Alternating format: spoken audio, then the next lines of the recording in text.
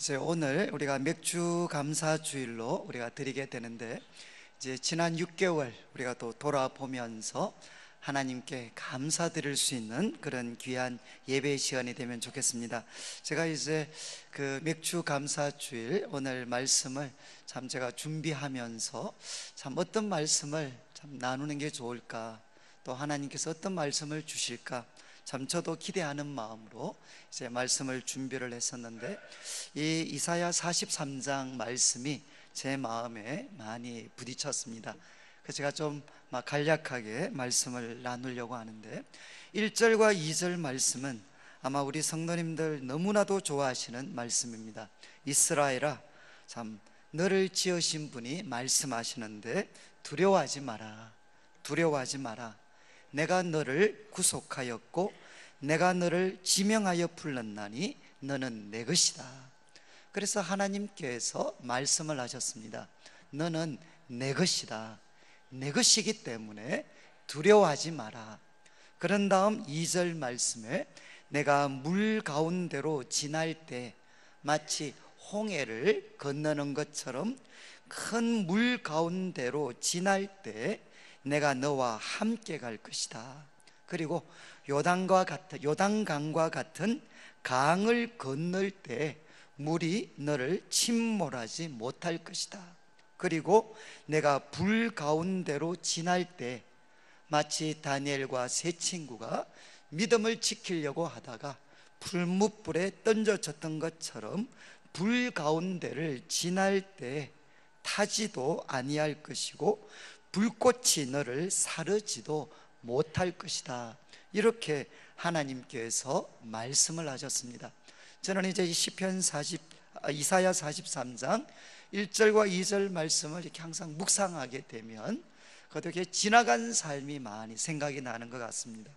참 지나간 삶들을 돌아보면 정도의 차이는 있지만 우리 성도님들의 삶에도 큰 물, 우리들 혼자의 힘으로는 헤쳐나갈 수 없었던 그런 큰 물이 있었고, 또 큰 강을 건너야 될 때도 있었고, 때로는 우리가 가진 모든 것을 한순간에 불살라 버릴 것 같은 그런 불에 우리가 던져졌던 순간들도 있었습니다.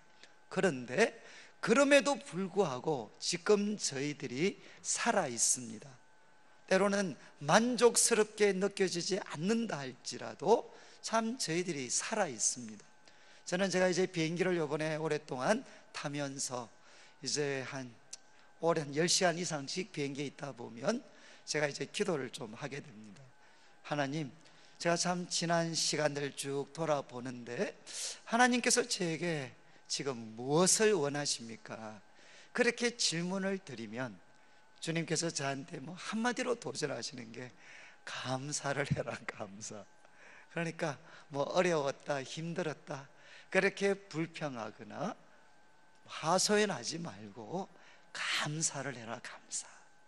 그래서 이 도전을 받고 감사하기로 결심을 하고 다시 한번 제 삶을 돌아보니까 참 원망하고 하소연할 때는 몰랐었는데 감사하기로 결심을 하고 돌아보니까 참 제 삶에도 하나님께서 불 가운데도 타지 않게 하시고 물 가운데 지날 때도 물이 침몰하지 않도록 그렇게 지켜주시는 은혜들을 저도 누린 것 같았습니다.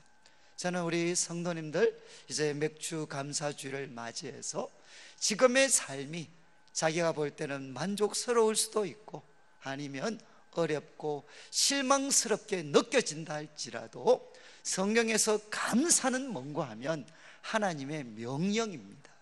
그러니까 감사하기로 결심하면 그때 물 가운데에서도 불 가운데서도 우리를 도우셨던 하나님의 손길을 깨닫고 또 우리가 이 선지자와 같은 고백들을 우리들도 같이 할 수가 있습니다. 그런데 저는 이제 감사하기로 결심을 하면서 참 지난 시간 동안 하나님이 저에게도 교회 가운데에도 이런 은혜를 베풀어 주셨구나 하는 것이 이제 마음에 다가왔습니다. 다가왔는데 이것이 참 다가오니까 마음에 또 한 가지 질문이 생겼습니다. 그 질문이 뭔가 하면, 하나님, 우리는 부족한 게 너무너무 많습니다. 우리는 연약한 것도 너무너무 많습니다. 그런데 왜 하나님 우리를 지켜주셨습니까?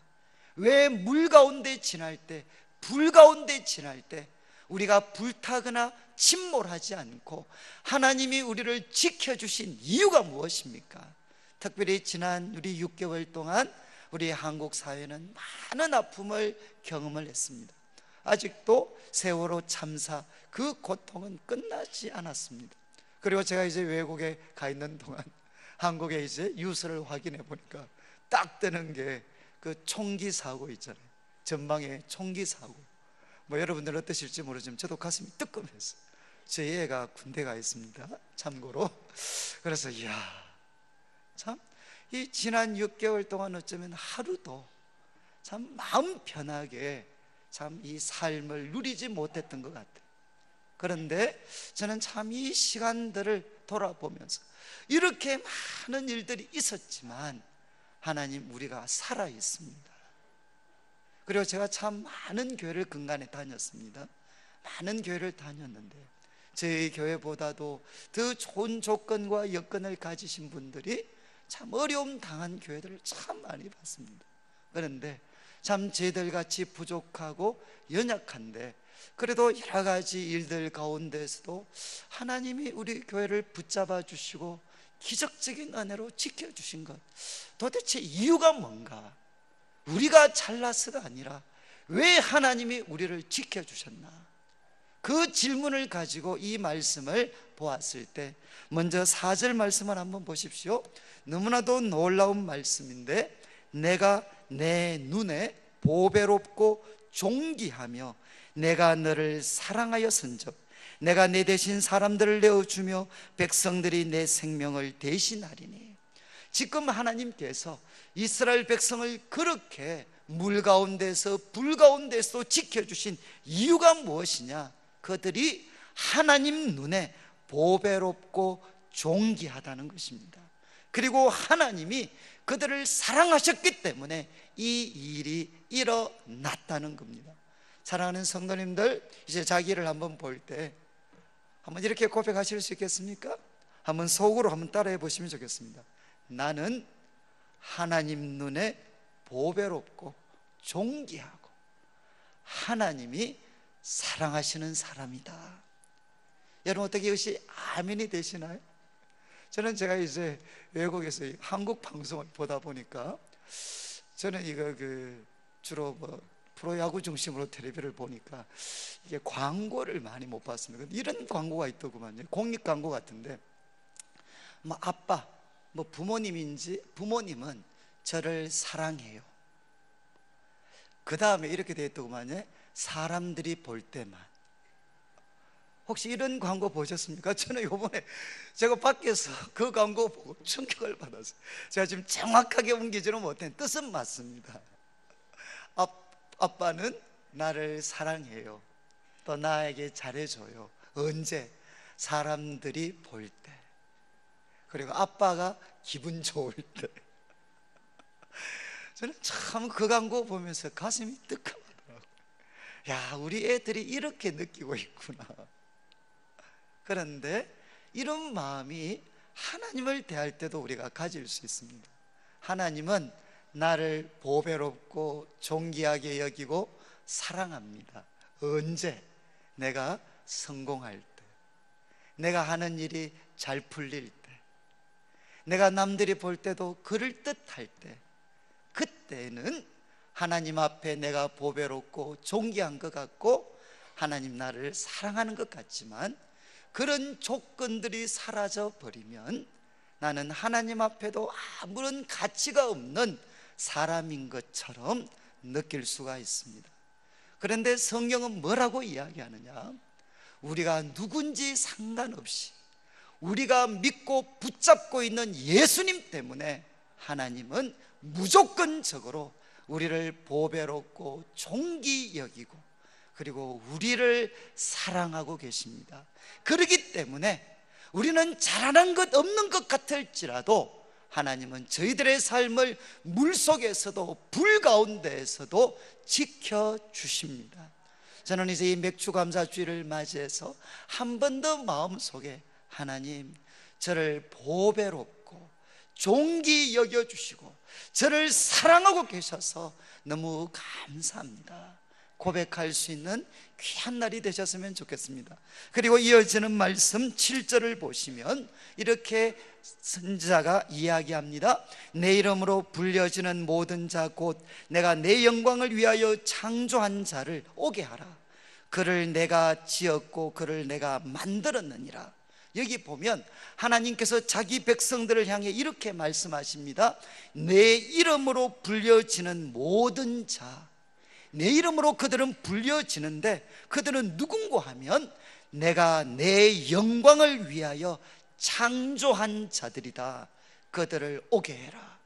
동서남북 어떤 땅 끝에 있다 할지라도 내게 오게 해라. 왜? 그들은 내 영광을 위해서 내가 지었고 만든 자들이기 때문에 그들 오게 해라. 이렇게 말씀을 하십니다.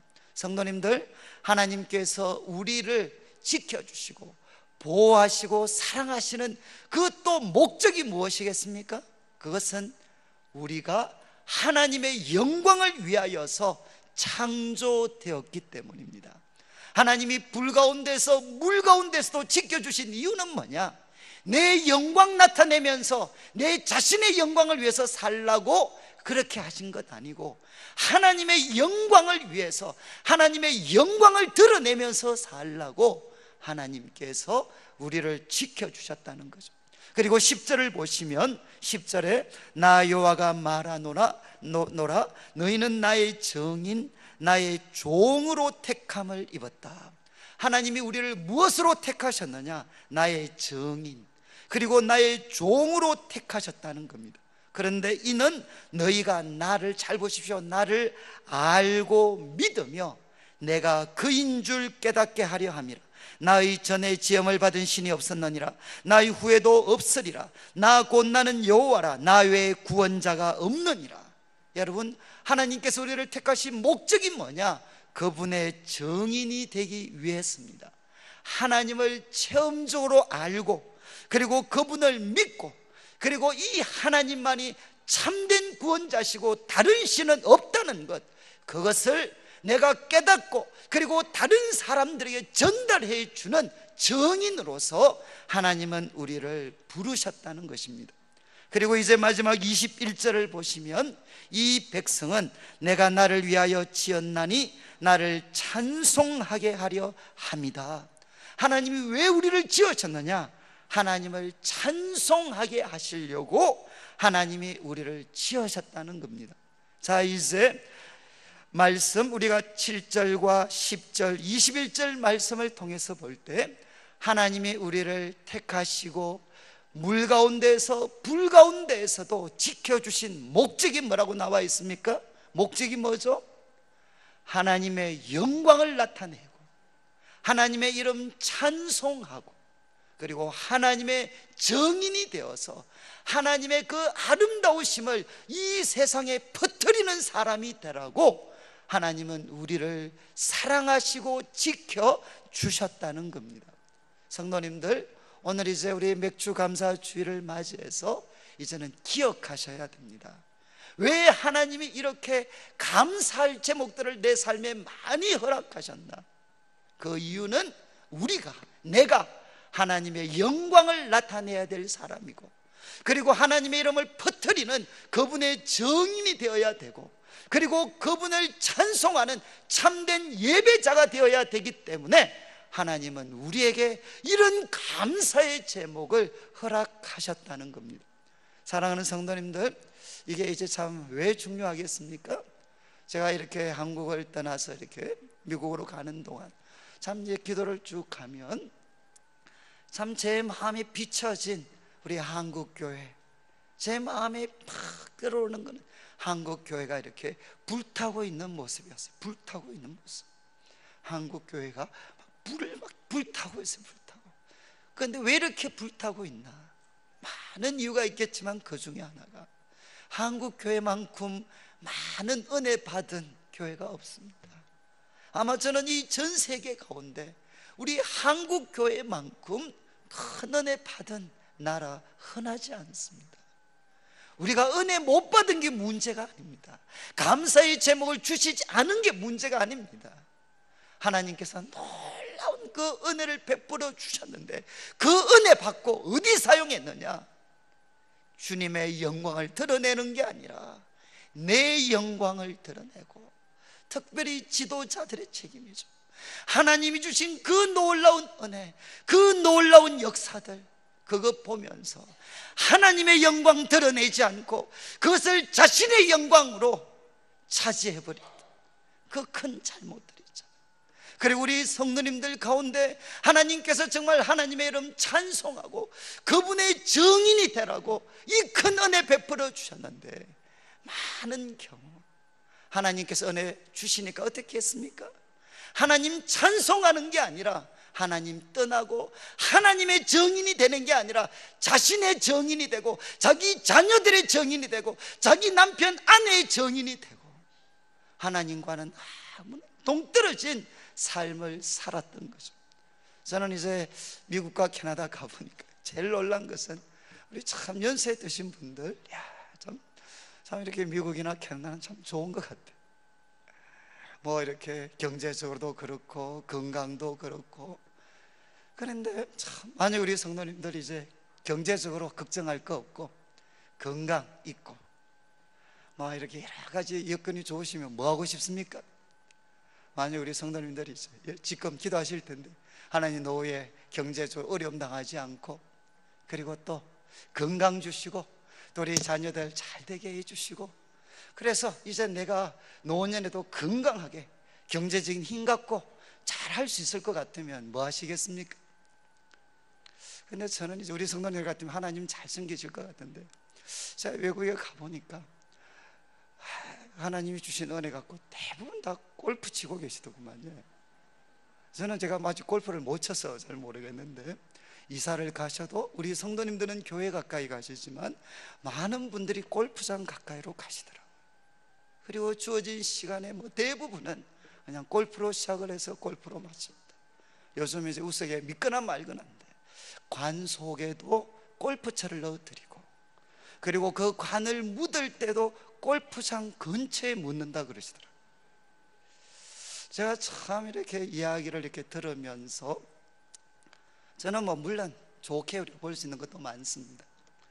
그런데 하나님이 주신 은혜, 하나님이 주신 경제, 건강, 그리고 평화 가지고 도대체 우리가 어디 서야 되나?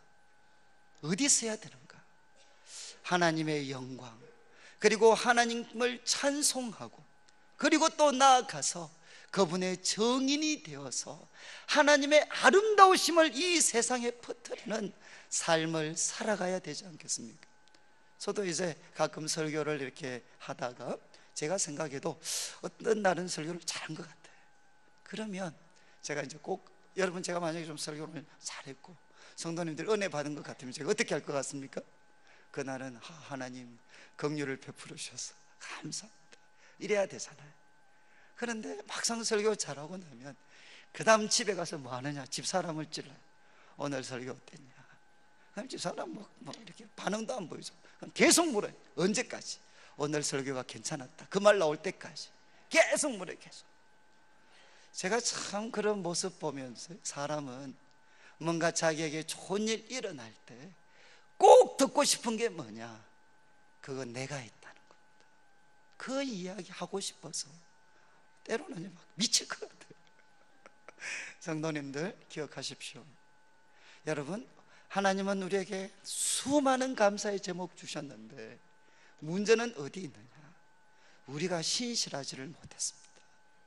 저는 우리 청년들에게 가끔 청년들이 기도 부탁을 해요. 그러면 제가 꼭 뭐 결혼이나 건강이나 많은 문제 두고 저한테 기도 부탁하면 어른들은 삐질 것 같아서 제가 그 기도 잘 못하는데 애들한테는 압니다. 하나님께서 이 기도에 응답하셔서 하나님의 신실하심을 나타내 보일 때 하나님 얘들도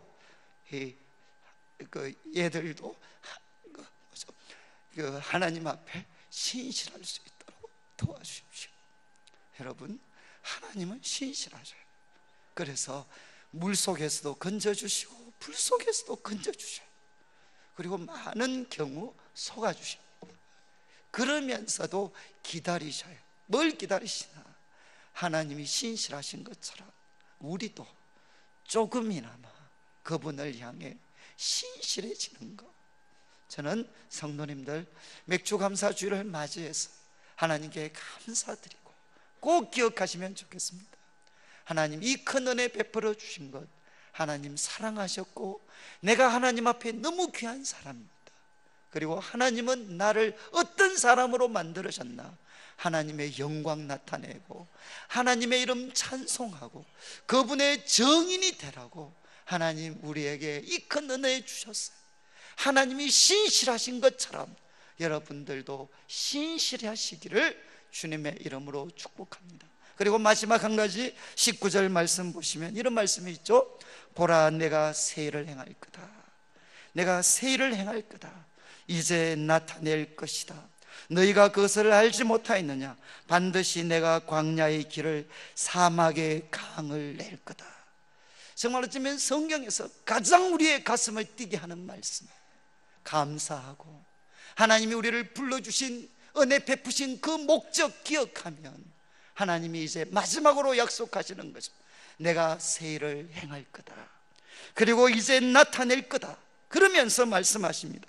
내가 광야의 길을 낼 거다. 1차적인 의미는 바빌론 포로로 끌려갔다가 그들이 예루살렘으로 다시금 이스라엘로 돌아오려면 수많은 광야와 사막을 통과해야 됩니다.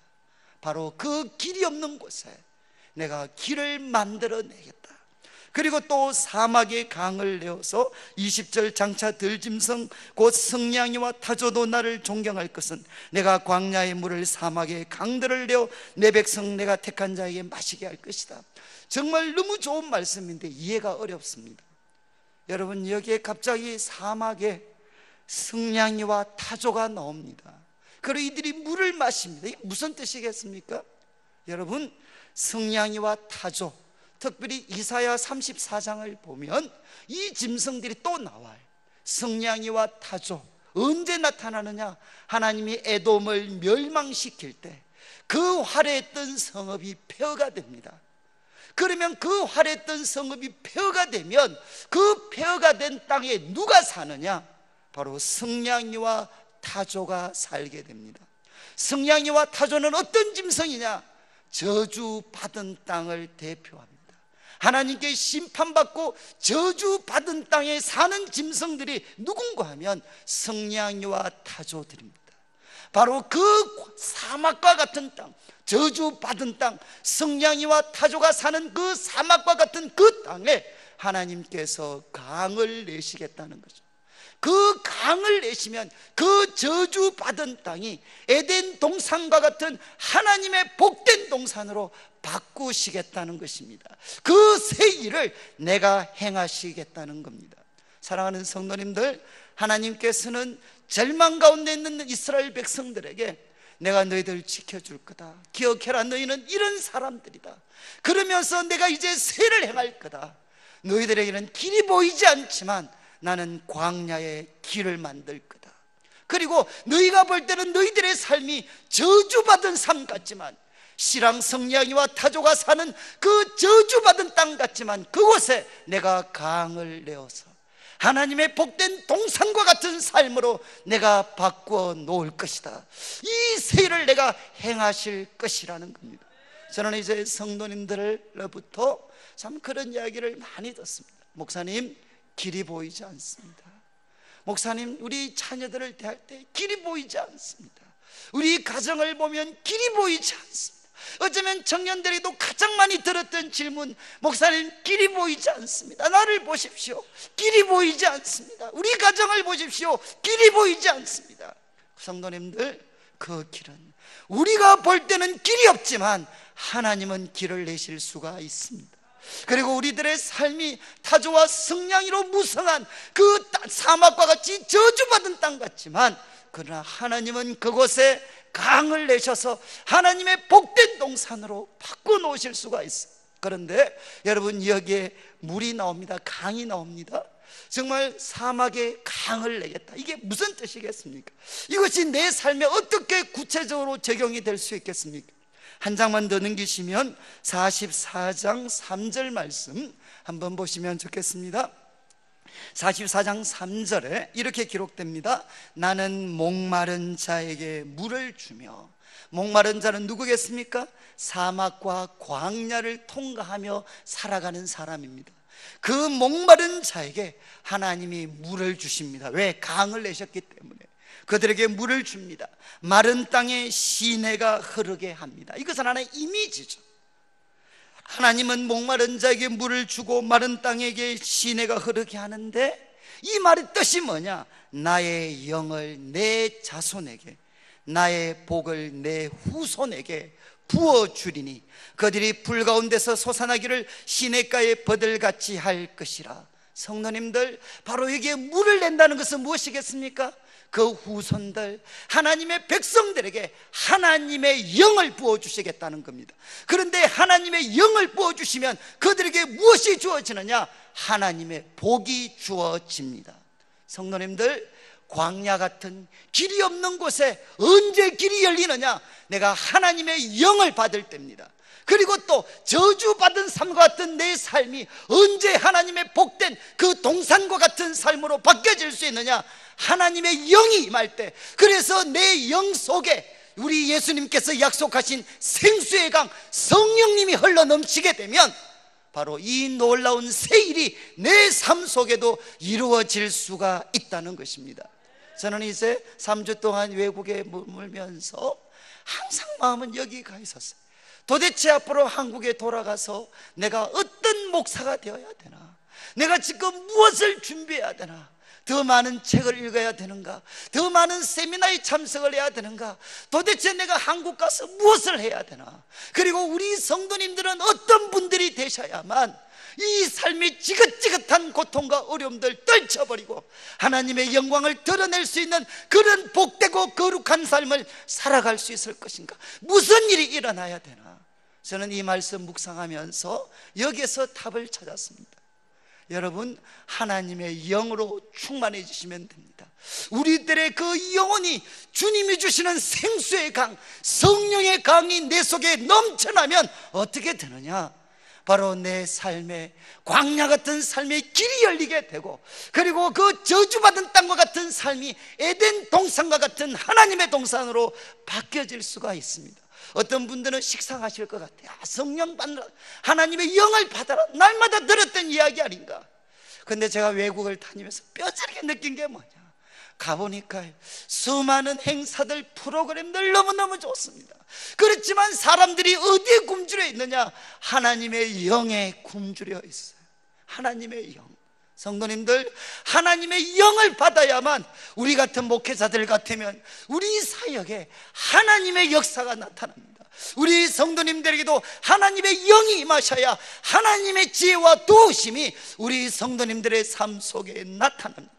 저는 다시 한번 이 민족 가운데, 우리 한국교회 가운데 하나님의 영이 부어질 때 저는 지금과 같은 이 부족함들, 부끄러움들, 수치들이 정말 저주받은 땅과 같은 지금의 교회의 모습이 말씀이 약속하는 것처럼 거기에 강이 터져날 때 에덴 동산과 같은 하나님의 동산으로 바뀌어질 수 있습니다.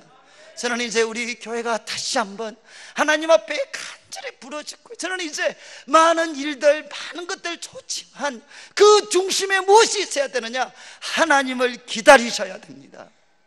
저는 어제도 제가 어떤 분한테 전화를 드렸는데 참 이렇게 그 전화를 안 받으셨어요. 그 부인 되시는 분이 전화를 받으셨어요. 다시.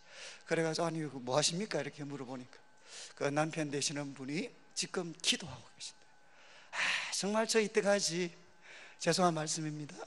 제가 우리 교회 와서 수많은 통화했는데 전화 안 받으셨는데 기도하신다고 전화 안 받으시는 건데 저는 그게 처음인 것 같아요.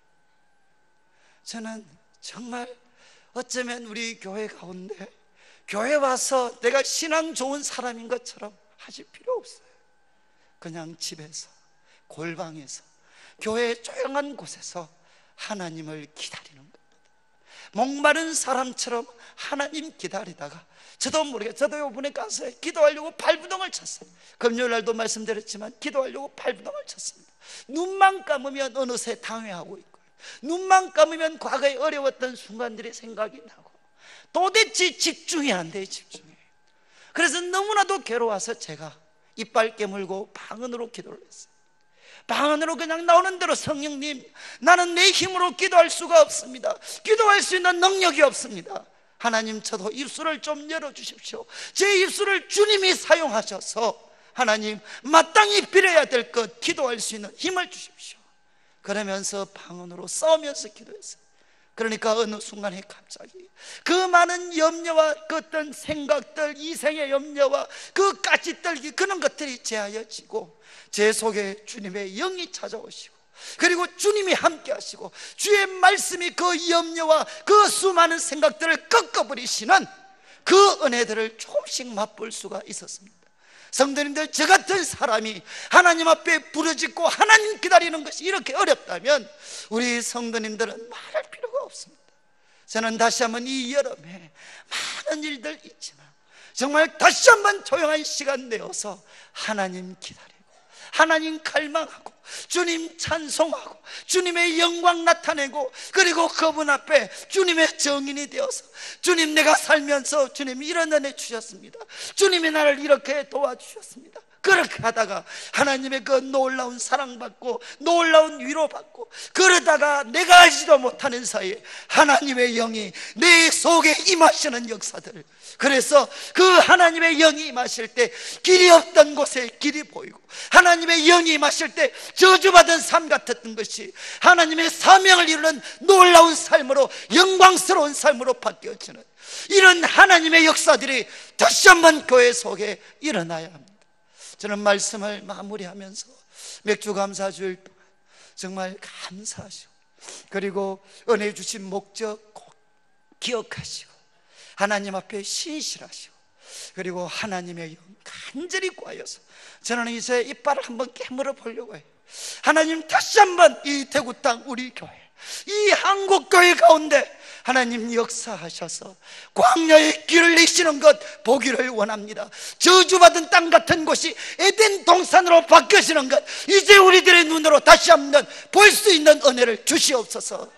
저는 이 놀라운 은혜가 우리 성도님들의 삶 속에 넘치게 되시기를 주님의 이름으로 축복합니다.